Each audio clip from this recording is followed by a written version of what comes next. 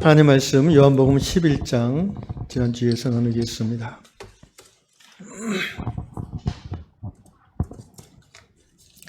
요한복음 11장 17절로 44절까지 읽도록 하겠습니다. 제가 한 절, 여러분이 한 절 교독하십시다. 요한복음 11장 17절부터 44절까지 읽습니다. 예수께서 와서 보시니 나사로가 무덤에 있은지 이미 나으리라. 베다니는 예루살렘에서 가깝기가 한 오리쯤 되매 많은 유대인이 마르다와 마리아에게 그 오라비의 일로 위문하러 왔더니 마르다는 예수께서 오신다는 말을 듣고 곧 나가 맞이하되 마리아는 집에 앉았더라. 마르다가 예수께 여짜오되 주께서 여기 계셨더라면 내 오라버니가 죽지 아니하였겠나이다. 그러나 나는 이제라도 주께서 무엇이든지 하나님께 구하시는 것을 하나님이 주실 줄을 아나이다. 예수께서 이르시되 내 오라비가 다시 살아나리라. 마르다가 이르되 마지막 날 부활 때에는 다시 살아날 줄을 내가 아나이다. 예수께서 이르시되 나는 부활이요 생명이니 나를 믿는 자는 죽어도 살겠고 무릇 살아서 나를 믿는 자는 영원히 죽지 아니하리니 이것을 내가 믿느냐. 이르되 주여 그러하여다.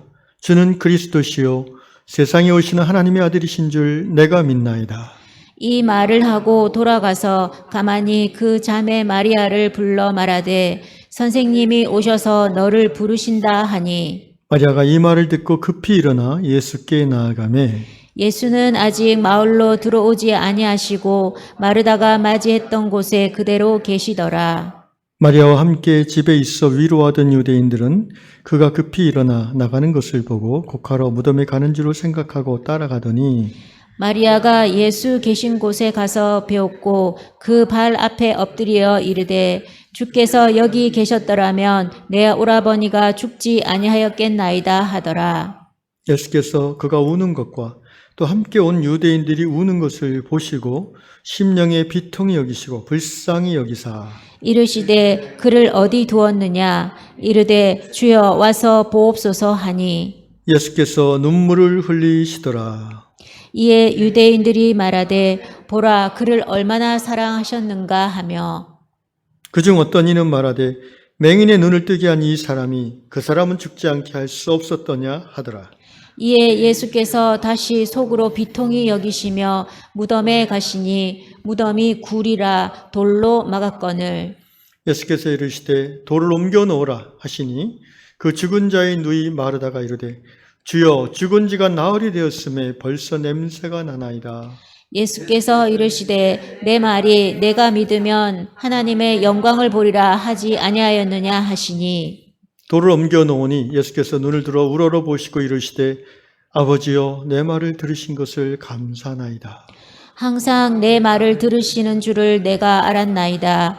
그러나 이 말씀 하옵는 것은 둘러선 무리를 위함이니 곧 아버지께서 나를 보내신 것을 그들로 믿게 하려 함이니이다. 이 말씀을 하시고 큰 소리로 나사로야 나오라 부르시니 죽은 자가 수족을 배로 동인 채로 나오는데 그 얼굴은 수건에 쌓였더라.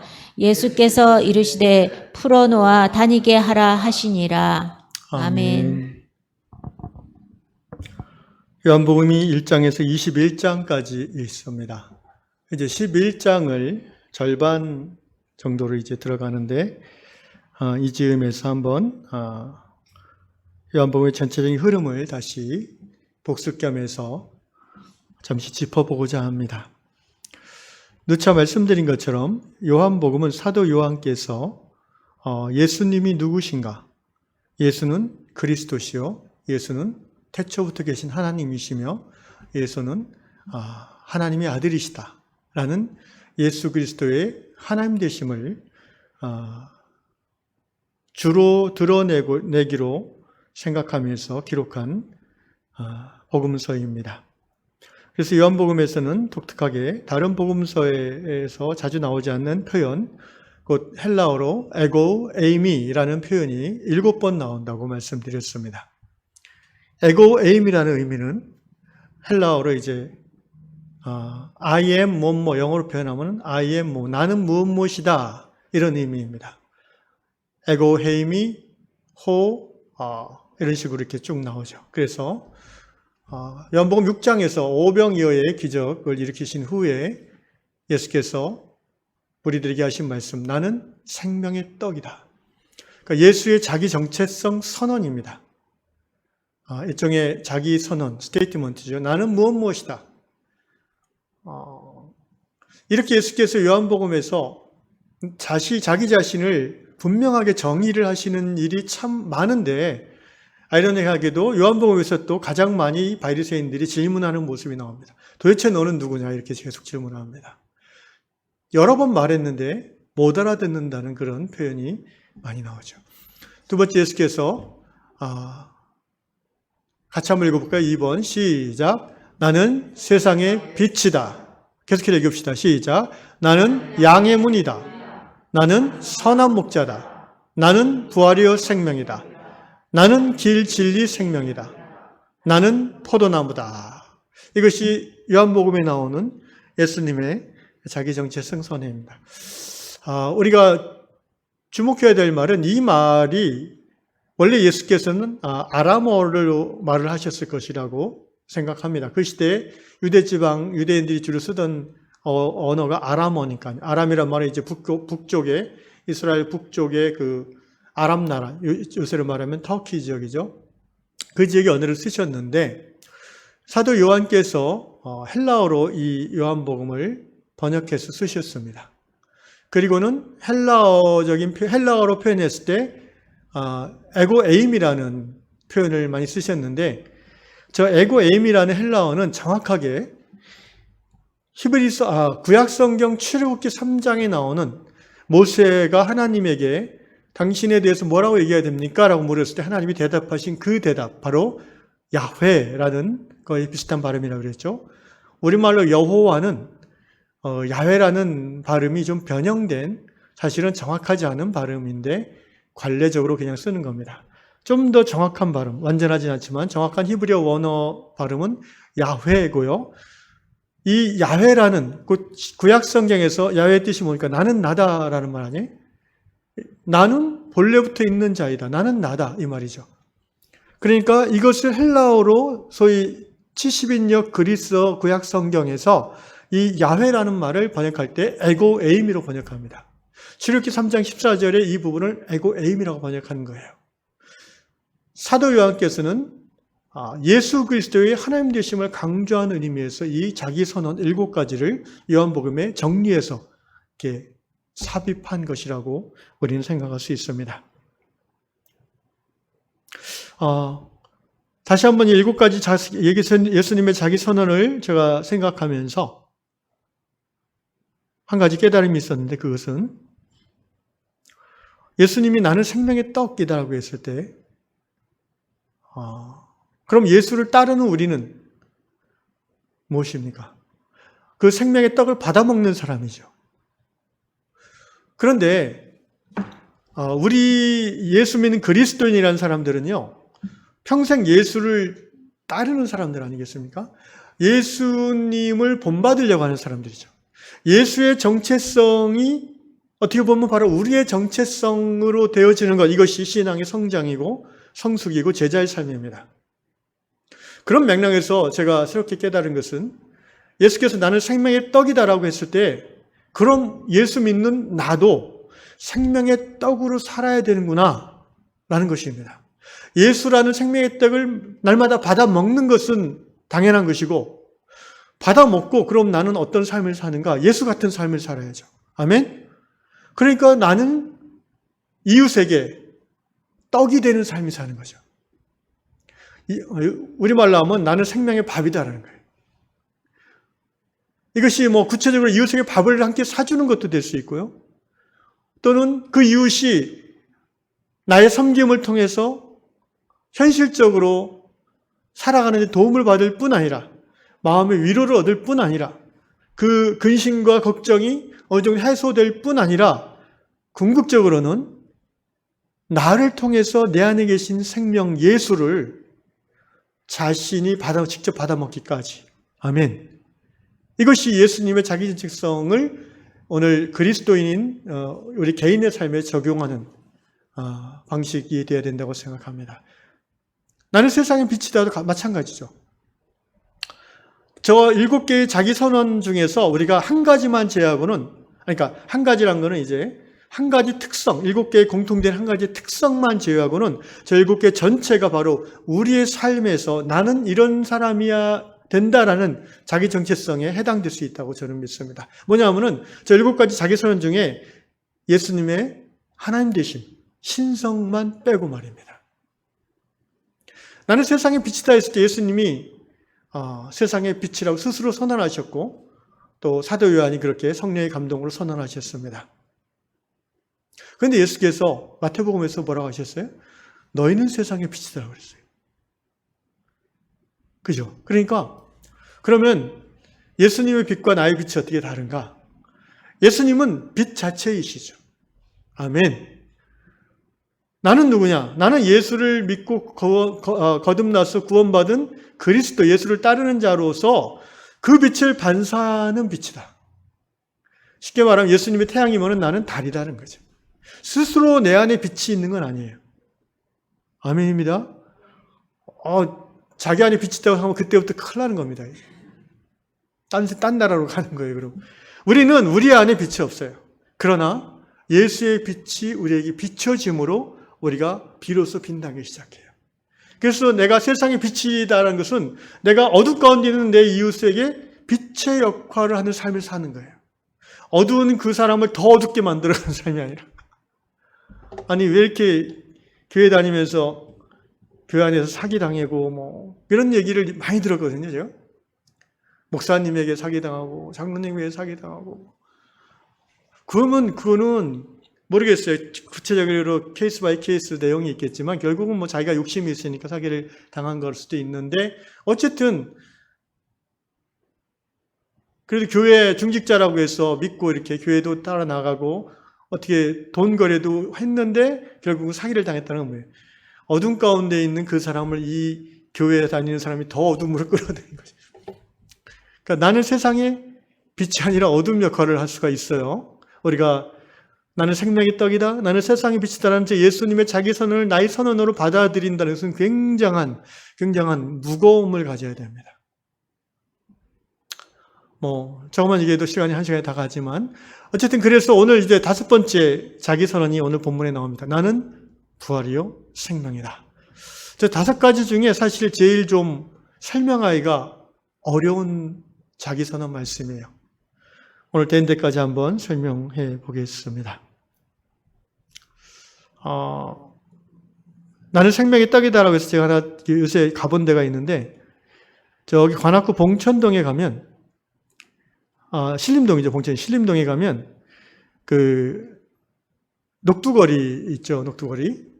거기 녹두거리 그 위쪽에는 옛날에 이제 고시촌이라고 해서 젊은이들이 많았잖아요. 근데 이제 어느 순간부터 거기가 젊은이들이 없어지고 이제 중늙은이들이 많아지는 데가 됐어요. 그러니까 나이 50, 60대 가지고 세상에서 뭔가 좀 이렇게 실패한 사람들이죠. 가족하고 떨어질 수밖에 없는 사람들. 그러니까 노숙자까지는 아닌데 노숙자 되기 직전에 이제 그 동네로 오는 분들이 많대요. 왜 오냐면 딴 거 없죠.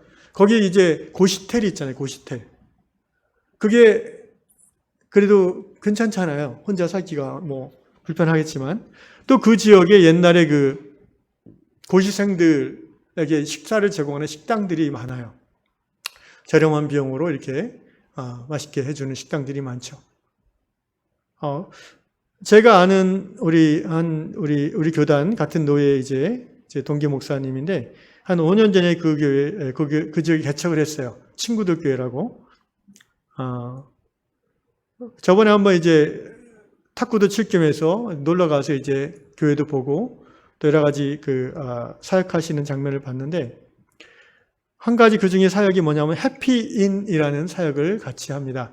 어디랑 같이 하면은 그 지역이 카톨릭 성당 중에 이제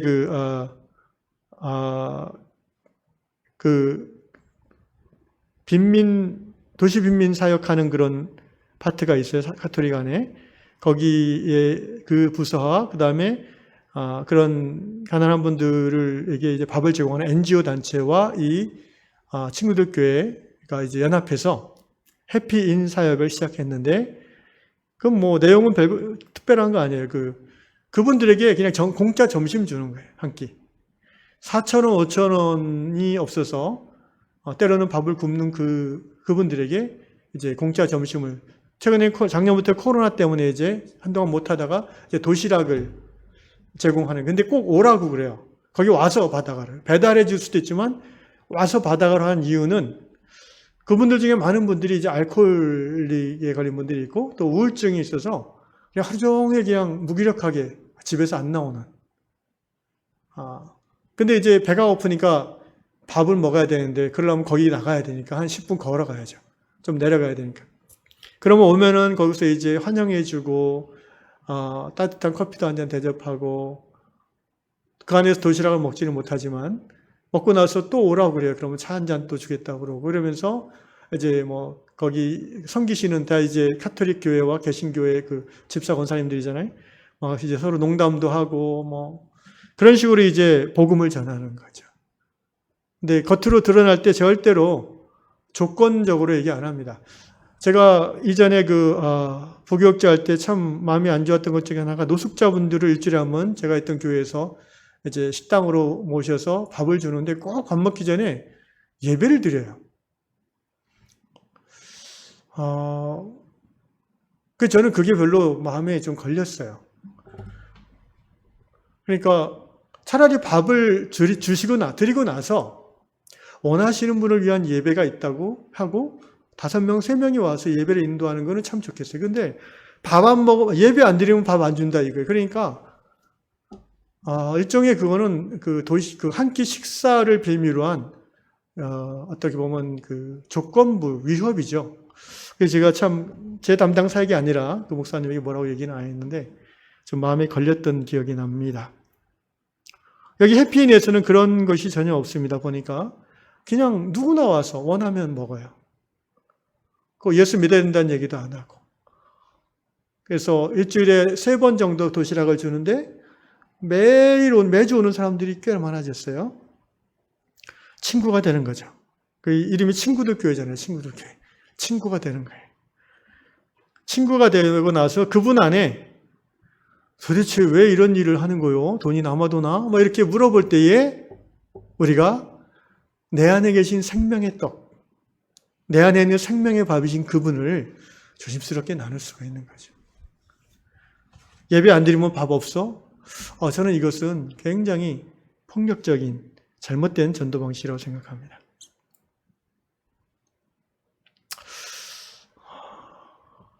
오늘 이제 내용으로 들어가십시다. 자, 예수께서 17절 보니까 지난주에 기억하시는지 모르겠습니다. 예수님이 지금 요단강 동편 베다니에 일종의 피난을 전략적 후퇴를 하고 계신데, 왜냐하면 예루살렘에서 당국자들이, 곧 유대인들이, 바리새인들이, 종교 권력자들이 예수님을 잡아 죽이려고, 그리고 이미 9장, 10장, 8장에서 여러 번 생명 위협을 받으셨어요. 돌로 쳐 죽일 뻔하기도 하고 또 잡으려고도 하고.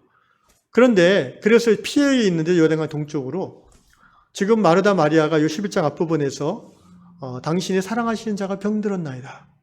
급하게 이제 연락을 보냈지만 제가 지난주에 말씀드렸죠. 그런데 그게 끝이라고 메시지가. 그 다음 메시지가 있어야 되는데 SOS, 빨리 오세요가 있어야 되는데 그게 없어요. 왜 그런다고 그랬죠? 마르다 마리아는 예수님의 상황을 너무 잘 알고 있어요. 이 양반이 다시 예루살렘 근처로 오면은, 지금 마르다 마리아가 사는 베다니는 요단강 동편에 예수님이 계신 베다니하고 이름은 같지만 예루살렘에서 아주 가까운 데 있어요. 거기 보시면 18절, 베다니는 예루살렘에서 가깝기가 한 5리쯤 되매, 한 2km? 1점 몇 킬로 되겠죠. 그러니까 예수님이 이 마을에 들어오는 순간 이미 유대인 당국자들이 파악한다고 생각해야 돼요. 그리고 바로 또 병사들을 보낼 수도 있고 체포할 수 있잖아요. 제가 지난주에 인간 예수를 나눴죠. 예수님이라고 당신이 기도한 가운데 받아들이는 그 죽음의 때 이전에 죽는 것을 원하지 않으셨죠. 그래서 이틀 정도 망설이다가 두 가지 이유라고 그랬죠. 11장 6절을 보니까 이틀을 더 유하시고 일부러 늦게 가셨다라는 것도 맞고 또 하나는 고민하시고 기도하셨다라는 해석도 맞다고 했습니다. 16절 보시면 11장 디두모라 가는 도마가 다른 제자들에게 말하되 우리도 주와 함께 죽으러 가자 그러잖아요. 제자들도 이 위협이 있음을 감지하는 거예요. 예수님이 거기 가면 죽을 수도 있고 자신들도 잡힐 수 있다는 것을 아는 거예요. 위험을 무릅쓰고 예수님이 정말 가신다면은 따르겠나이다라는 신앙의 고백이죠. 그래서 예수께서 보니까 이미 나사로가 무덤에 있은 지 며칠이라고요? 1, 2, 3, 4, 4일이에요, 4일. 성경에서 말하는 이 숫자는 그냥 4일이니까 4일이라고 생각하면 쉽지만 또 의미를 생각하면 또 깊이 들어갈 수도 있습니다. 여러분, 예수님이 광야에서 며칠 시험 나가고 금식하셨죠? 40일. 그죠? 모세가 시내산에 며칠 올라가 있었죠? 40일. 엘리야가 시내산까지 걸어가는 시간이 며칠이었죠? 40일. 그러니까 이게 꼭 40이라는 어떤 그런 숫자라기보다는 그게 의미가 있는 거예요. 마찬가지로 여기 4일이라고 했는데 이 말은 어떤 의미가 있냐면은 이미 죽었고 더 이상 가망이 없다라는 것을 받아들인다는 거예요. 사도 요한께서 의도적으로 이 숫자를 표기했다고 볼 수 있습니다. 그리고 뒤에서도 이 표현이 나와요. 39절에 마르다가 이르되 주여 죽은 지가 나흘이 되었으며 벌써 냄새가 나나이다. 그런데 이 11장 내용의 전개는 뭐예요? 나사로가 살아나는 거예요. 그것을 이미 알고 있던 사도 요한께서 이 4일이라는 표현, 나흘이라는 표현을 이미 죽었기 때문에 돌이킬 수 없다, 받아들일 수밖에 없다라는 그런 의미로 서두에 적고 있다고 생각합니다. 자, 많은 유대인이 마르다와 마리아에게 그 오라비 일로 위문하러 왔더니 여기서 잠시 여러분 그 유대인의 장례 그 문화에 대해서 좀 지난주에 살짝 얘기했는데 다시 한번 얘기해 보겠습니다. 일단 되게 다 마을장이에요. 옛날 마을 공동체였기 때문에 우리나라도 그렇고 일단 누가 마을에서 돌아가시면 소위 그 유대의 말로 헤브라 카디시 거룩한 친구들이라는 그런 이름의 장례위원회가 조직이 됩니다. 그래서 이 헤브라 카디시 전통적인 이 장례위원회가 마을에 조직되어지고 이 위원회가 장례를 주관해요. 요새는 상조회사가 하고 또 뭐 교회에서 해주고 회사 있으면 큰 직장은 그 직장에서 해주고 그러지만 옛날에는 그 거룩한 친구들이라는 헤브라 카디시 그리고 이 헤브라 카디시의 멤버가 된다는 건 상당히 마을에서 명예로운 거예요. 그만큼 뭔가 좀 덕이 있고 여유가 있는 존경받는 나이 든 분들이 이 장례위원회의 멤버가 됩니다. 그래서 그 망자가 가난해서 장례 비용을 제공할 수 없을 정도라면 이 헤브라 카디시의 멤버들이 각출해서 장례 비용을 전부 다 부담하기도 합니다. 이 헤브라 카디시는 상시적인 조직이 아니고 상이 났을 때마다 그때그때 이제 임시 조직체죠. 그리고 이제 유대인들은 이제 크리아라고 해서 이제 돌아가시면 가족들이 옷을 찢는 그런 고통의 표현을 합니다. 그래서 보통 이제 그 고인의 부인, 아들, 딸, 어머니 또는 아버지, 형제, 자매 이런 분들이 또는 아내나 남편이 이 옷을 찢어요. 옷을 찢는 것은 그만큼 마음의 찢어짐을 표현하는 거예요. 그런데 재미있는 거는 결혼한 지 일주일이 안 된 신혼부부는 어떠한 장례가 나도 옷을 찢으면 안 돼요. 이게 이제 구약성경에 그런 율법이 있는 게 기억나는지 모르시겠어요? 그 20살 이상의 장정은 이제 전쟁에 나면 징집이 되는데 반드시 결혼한 사람은 1년 안에는 어떤 경우로 징집이 안 돼요. 그러니까 전쟁은 죽음이고 결혼은 생명인데 생명 가치를 우선하는 문화가 이 유대 안에 있는 거예요. 이 장례 문화도 마찬가지예요. 적어도 결혼한 지 일주일이 안 된 그런 신혼부부는 어떠한 경우에도 그 기쁨을 훼손해서는 안 된다. 신혼의 기쁨. 그래서 부모가 직접 죽어도 옷을 찢지 말라고 하는 겁니다. 아주 뭔가 깊이 성경적인 의미가 있는 그런 관습들인 것 같아요. 그리고 이제 제가 지난번에 말씀드렸지만 이 망자가 돌아가시면 집 안에다 이제 제단을 차리는데 시체를 염해서 깨끗이 씻어요. 유대인도 우리처럼 다 씻더라고요. 그리고 이제 삼배나 배 같은 것을 감아가지고 묶어서 시체가 이제 오버랄지 않게 묶어서 놓고 그다음에 거기를 가린 다음에 그 위에다 이제 상을 놓고 어떻게 장례 절차를 진행하냐면은 먼저 가족들이 그 앞에서 이제 원래는 임종 순간에 이렇게 하기도 하고 임종 순간에 못한 가족들은 그때 하고 그 다음에 이제 고인을 평소에 알았던 분들이 와서 얘기를 하는 거예요. 이게 두런두런 죽은 사람에게 뭘 하냐면은 자네가 나에게 그때 돈 빚주고 안 갚았는데 내가 다 용서하네. 뭐 이런 식으로 이제 그리고 내가 자네에게 그때 좀 심하게 얘기한 것 같은데 미안하이 잘 가시게 이런 식으로 이 땅에서 맺었던 것을 그 사람이 하늘 가기 전에 푸는 거예요. 이거 굉장히 저는 좋은 전통이라고 생각이 들었어요.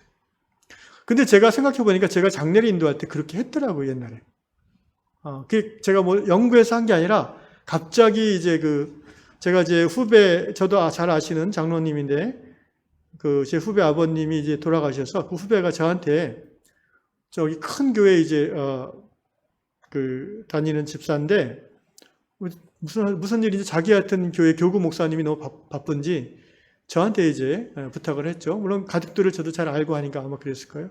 그래서 장지까지 가서 이제 매장하기 전에 이제 흙을 덮기 전에 관을 내려놓고 잠시 이제 예배를 드렸는데 그때 이제 말씀 끝나고 제가 갑자기 생각이 딱 들어가지고 이제 아버님하고 헤어지는 그런 세레머니를 갖겠다고 한 가족 한 사람이 나와서 너무 길게는 마시고 한 1, 2분 정도 아버님을 보내드리고 마음속에서 보내드리는 그런 대화를 좀 하면 좋겠다고 두런두런 하는 식으로. 그래서 이제 어머니가 먼저 나와서 부인이죠, 그분의. 처음에는 가만히 계시더니 뭐 여보 뭐 이렇게 그냥 옆에 있는 사람 얘기가 정말. 근데 그렇게 딱 얘기하는 순간에 분위기가 아주 뭐라고 할까요? 잠잠해지는 게 굉장히 거룩한 하나님의 임재를 느끼게 됐어요. 그 후로 이제 손자, 손녀들까지 하나 30분 정도. 그러면서 그렇게 하는 중에 그 가족들의 표정이 굉장히 밝아지는 것을 제가 봤습니다. 결국 장례 절차라는 것은 헤어짐의 프로세스인데요. 결국은 죽은 자가 아니라 산 자를 위한 거죠. 떠나보내는 그 아픔과 슬픔을 위로하는 시간들이죠. 그런 의미에서 성경적이죠. 땅에서 묶인 것을 하늘 가기 전에 땅에서 풀어야 하늘에서도 풀린다고 하잖아요. 너희가 땅에서 묶으면 하늘에서도 묶이고 땅에서 풀면 하늘에서도 풀릴 거라고 했습니다. 그런 의미에서 유대인들이 그렇게 하는 것이 굉장히 바람직하다고 생각하고요. 그리고 하루 정도, 만 24시간 정도의 그런 애도의 시간을 가진 후에 왜 하루만 하는지는 정확히 모르겠어요. 근데 이제 바로 하루 지나서는 이제 무덤에 안치합니다. 지금 그 상태에서 무덤에 안치한 상태에서 이제 4일이 지났다는 거예요. 그런데 이제 무덤에 안치한 다음에 사람들이 바로 흩어지는 게 아니라 이 장례위원회가 7일간 유지가 됩니다. 그래서 문상객들을 이제 맞이하고 유족들이 하루에 한 번씩 그 동굴 무덤 앞에 가서 고고를 하는데 고고를 하고 나면 집에 오면 이제 탈진할 거 아니에요? 그러면 이제 남아인 그 장례위원회 멤버들이 사람들을 이제 동원해서 음식도 만들고 손님도 접대도 하고 또 유족들이 편히 쉴 수 있도록 청소도 해주고 이러면서 일주일을 충분히 애도할 수 있는 그런 편리를 이 장례위원회에서 주관해서 봐준다는 거죠. 굉장히 아름다운 섬김의 전통이라고 합니다. 특별히 유대교 율법에서는 그 죽은 장례식에 가서 섬기는 것을 경건의 한 모습으로 격려하고 있기 때문에 유대인들이 더욱더 그렇게 장례를 서로 보듬어서 하는 것 같습니다. 어쨌든 지금 이제 예수님이 마을에 오니까 죽은 지가 4일이 지났습니다. 그래서 예수께서 마을에 와서 들어오지 않고 마을 경계선상에서 사람을 보내서 전가를 했어요. 마르다 집에. 30절에 예수는 아직 마을로 들어오지 아니하시고 마르다가 맞이했던 곳에 그대로 계시더라. 그러니까 아직 마을로 안 들어왔어요. 마을 경계선에 계세요. 이것이 상징적으로 의미하는 것이 있습니다. 여러분, 마을 안은 생명이고 마을 밖은 죽음이죠. 왜냐하면 죽은 자는 마을 안에야 묻지 않잖아요. 마을 밖에 묻거든요. 그러니까 생명과 죽음의 경계선에 지금 예수님이 서 있어요. 또 하나 예수 개인적으로는 이제 예수님의 생명이 거의 다 끝나가요. 이제 그 다음 주가 되면 예수님은 십자가에 달려 죽어야 돼요. 그것을 또한 상징하는 그런 의미가 있다고도 봅니다. 마르다가 예수께서 오신다는 말을 20절에 듣고 곧 나가 맞이하되 마리아는 집에 앉았더라. 저도 옛날에 이걸 이해를 잘 못했어요. 마리아가 더 꽁했나? 뭐 이런 생각을 했는데 다시 연구해 보면서 깨달은 게 생각이 든 게 이럴 수 있겠다 정말. 왜냐하면은 그 마르다 마리아의 집에 유대인들이 문상으로 와 있다고 그랬잖아요. 위로하고 있잖아요. 근데 그 유대인들의 그 중에서 예루살렘에서 온 유대인들이 많이 있어요. 그 전령이 예수님의 제자 중 한 사람이 큰 소리로 예수님이 오셨다라고 얘기하지 않았을 거예요. 마르다에게 가서 툭툭 치면서 예수님이 오셨어. 나와봐.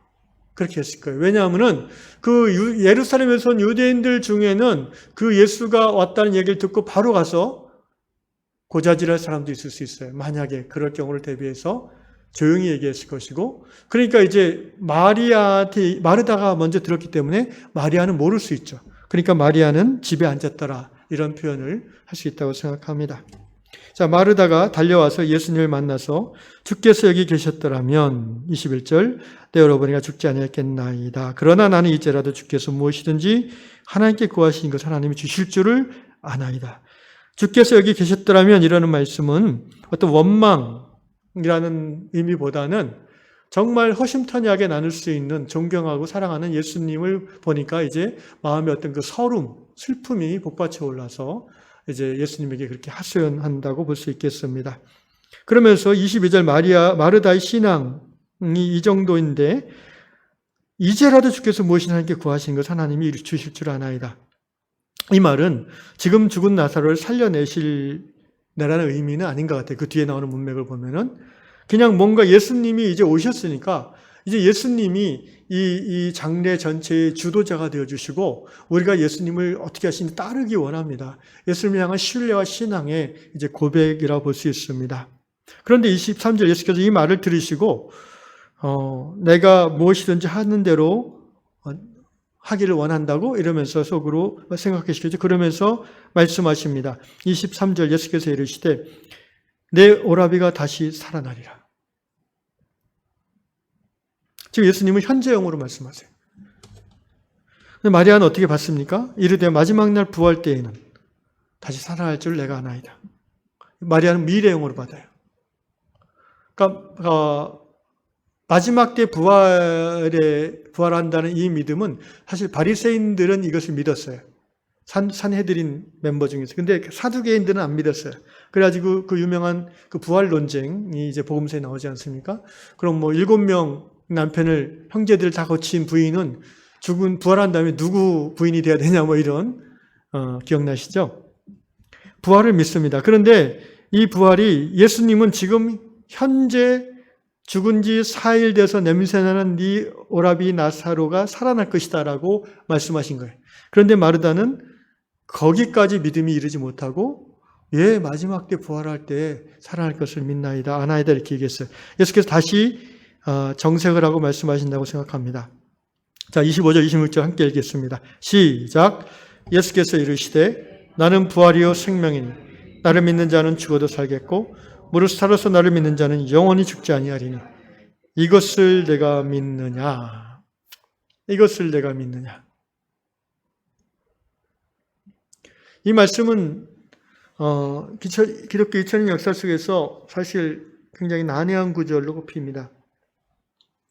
그 의미를 정확히 이해하기가 쉽지가 않습니다.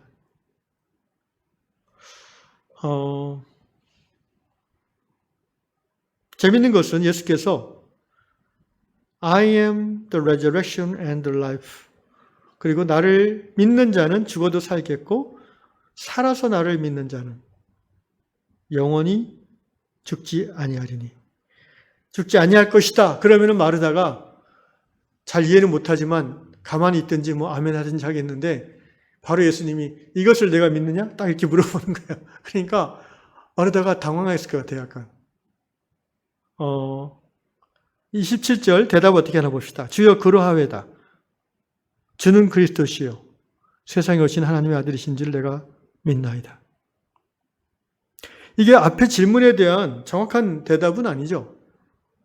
그냥 신앙 고백이죠. 신앙 고백. 언급결에 이제 정확한 예수님의 질문의 내용을 이해를 못해서 이렇게 대답하지 않았나 싶습니다. 그럼 예수께서 나는 부활이요 생명이다라고 자기 정체성 선언하신 그 의미가 무엇일까요? 예수는 부활이라는 것은 여러분 뭡니까?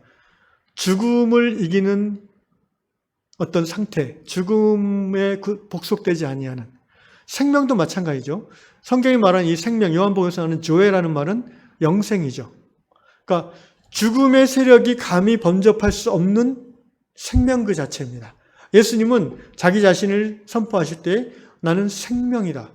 나는 죽음에 굴하지 않는 부활이다라고 선언하시는 거예요.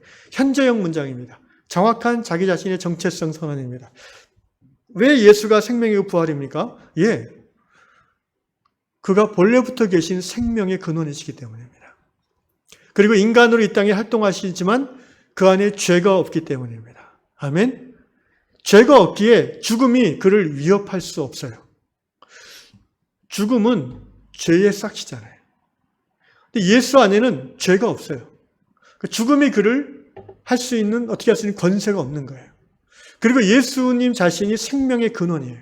생명의 창조주이세요. 인간으로 계신 동안에는 그 신성의 본질을 감추고 계시지만, 내재하고 계시지만, 드러내지 않으시지만 그의 본질에 그것이 있음은 분명한 사실입니다. 그런 의미에서 예수는 나는 죽음이 건드릴 수 없는 부활이요 나는 영원히 살아있는 생명 자체다라고 선언하시는 거예요. 그런데 그것까지는 이해가 잘 되는데 그 다음 말씀, 무릇 나를 어떻게 하는 자? 믿는 자는 죽어도 살겠고 살아서 나를 믿는 자는 영원히 죽지 않겠다. 이 말씀을 나사로의 다시 살아남하고 연관지어 생각하면은 잘 이해가 안 갈 겁니다. 왜냐하면 나사로가 예수님 믿다가 죽었잖아요. 근데 지금 죽어도 살겠고 하니까 나사로를 살리시는 것을 의미하나? 그런데 나사로는 사는데 그 외의 사람은 안 살잖아요. 예수 믿는 사람들이.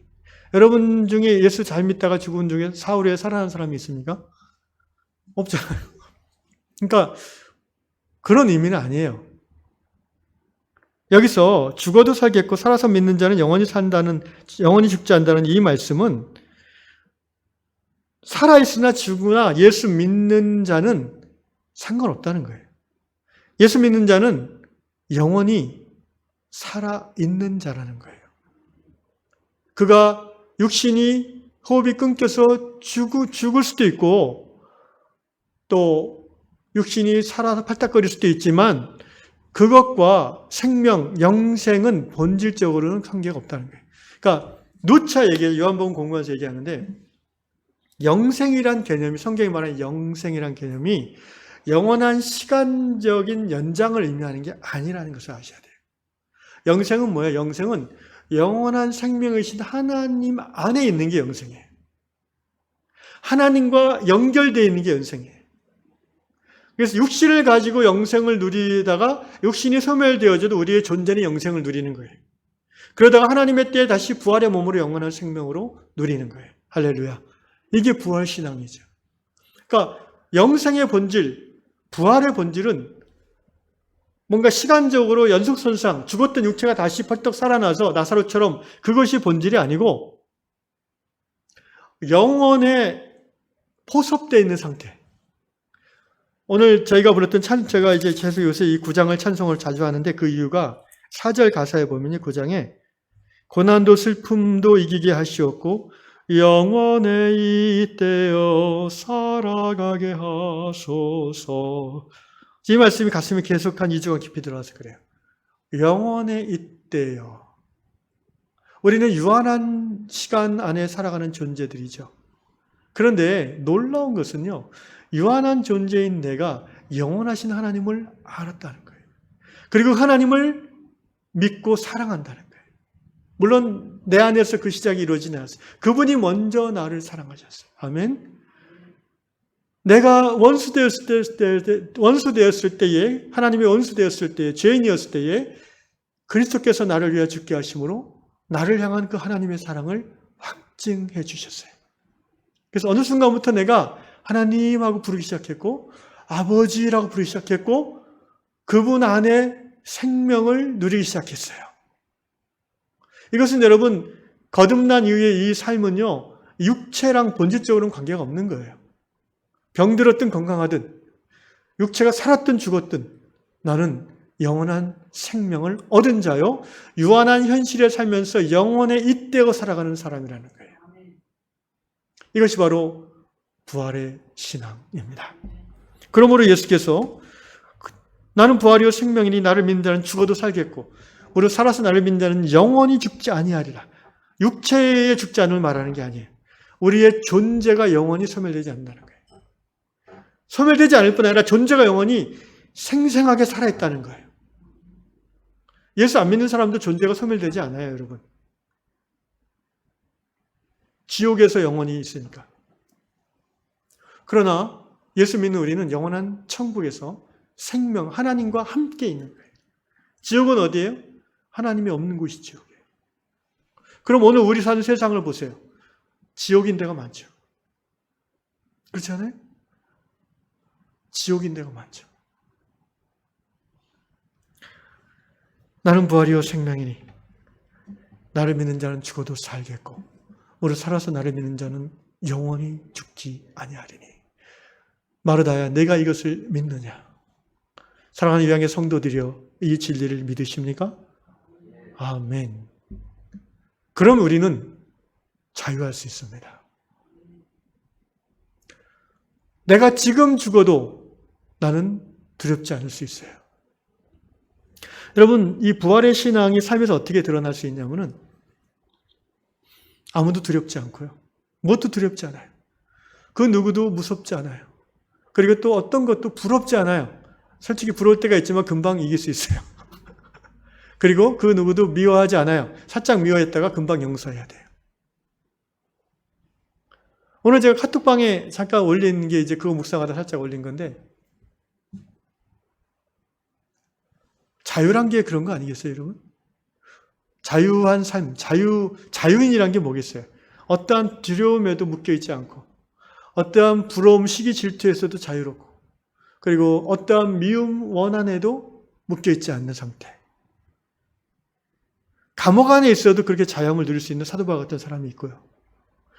온갖 세상 다 돌아다니며 온갖 사치와 좋은 것 다 먹고 마셔도 늘 두려움에 붙잡혀 있고, 늘 시기 질투에서 막 입에서 맨날 욕만 나오고 이런 사람들이 얼마나 많은데 누가 진정한 자유인이겠습니까? 믿음은요, 여기서 예수 나를 믿는 자니라. 이 자유함의 시작은 믿음이에요. 예수 믿는 믿음. 예수를 믿는다는 건 뭘까요? 맡기는 거죠. 쉽게 말하면. 아침에 일어나서 오늘 하루 나의 삶을 주께 맡겨드리나이다. 주님, 인도해 주십시오. 내가 세상에 어떤 돈이나 명예나 사람들의 인정, 그것에 내 삶을 맡기고 거기 좌지우지되는 끌려다니는 인생이 아니라 오직 하나님의 말씀 예수에게 맡겨드리고 그 예수의 인도하심을 따라 살 때 나는 영원한 자유자인 줄로 믿습니다. 맡긴다는 게 뭘까요? 제가 지금도 좀 생생하게 기억나는 사건이 하나 있는데, 저희가 결혼하고 신혼 때인데, 그 황성주 목사님이라고 좀 유명한 분 있죠. 그때는 그분이 목사가 아니었을 거예요. 94년쯤으로 기억하는데, 3년, 92년, 3년, 하여튼 저기 강원도 쪽에서 수련회를 하는데 이제 그 찬양 인도해달라고 좀 부탁을 받아가지고 저희 부부가 이제 갔어요. 가서 이제 세미나하고 이제 오후 시간에 이제 강릉 바닷가를 이렇게 버스 대절해서 가서 이제 구경하고 그러는데 제가 이제 해안가 1m, 1.5m쯤 내려가서 이제 해안가가 있잖아요. 거기서 이제 보고 있는데 보니까 요 위에 요만한 꼬마가 우리 같이 멤버, 일행이에요. 같이 수련회하는. 꼬마가 나 이렇게 보더니 뭐 내려오고 싶어 한 눈치야. 그래가지고 제가 가서 그냥 저는 아무 생각 없이 내려올래? 이랬어요. 근데 갑자기 얘가 나를 향해서 점프하는 거예요. 날 언제 봤다고. 한 번도 얘기 안 해봤는데, 물론 얼굴은 봤죠. 제가 앞에서 찬양인도 하니까. 와, 깜짝 놀랐어요, 제가. 그래갖고 엉겁결에 그냥 탁 받았어요. 그러나 그때 제가 좀 생각한 게 그거예요. 야, 이 꼬마가 믿음이 좋구나. 뭘 믿고 맡기지, 자기 몸을? 날 언제 봤다고 자기 전신을 나한테 확 맡겨버리는 거예요. 야, 이게 믿음이구나. 제가 그때 그런 생각이 들었어요. 내가 하나님께 내 삶을 확 맡기는 거, 이게 믿음이구나. 근데 오늘만 맡기고 내일 안 맡기는 게 아니라 은혜 받을 때만 맡기고 은혜 떨어지면 다시 내가 하는 게 아니라 매일매일 하루 시작하면서 내 삶을 주께 맡기는 것. 이것이 바로 예수 믿는 것인 줄로 압니다. 그러면 자유할 수 있어요, 여러분. 명예와 재산과 지위 이런 것에 복속되면은 사람이 날 어떻게 보나, 교회 친구들이 날 어떻게 보나. 여러분, 이거 자꾸 부자연스럽다는 것은 자유하지 않다는 거예요. 간증이라고 해서 맨날 좋은 것만, 신나는 일만 하면 그게 간증이에요? 솔직히 하나님 믿으면서 맨날 좋은 일만 있어요? 그렇지 않잖아요. 어려운 일도 간증하는 게 정말 자유한 사람이에요.